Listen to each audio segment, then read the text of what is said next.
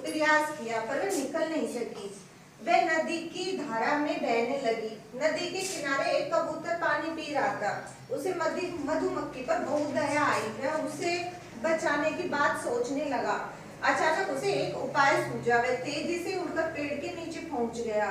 पेड़ के नीचे से एक सूखा पत्ता लेकर उसने अपनी चोंच में दबाया और नदी के किनारे किनारे उड़ने लगा। थोड़ी ही दूर पर उसे रानी मधुमक्खी दिखाई दी।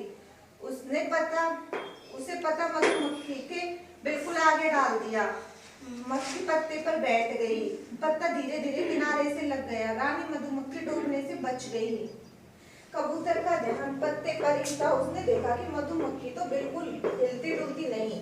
वह चोंच में दबाकर पेड़ के नीचे आ गया। कुछ देर तक वह इस बात की प्रतीक्षा करता रहा कि मधुमक्खी हिलती डुलती है या नहीं। मधुमक्खी अब कुछ हिलने लगी। वह धीरे धीरे पत्ते पर चढ़ने लगी।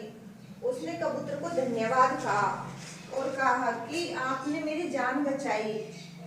तो कबूतर ने कहा, मधुमक्खी ने कहा कि मैं आपको डंक मार सकती थी, लेकिन कबूतर ने कहा नहीं, मुझे पता था ऐसा कुछ नहीं होगा। मैंने तुम्हें तुम्हारे बच्चों के लिए बचाया था। ठीक है,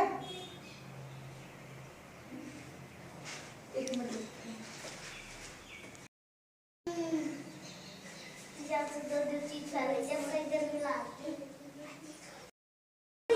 2 मिनट की हुई है तो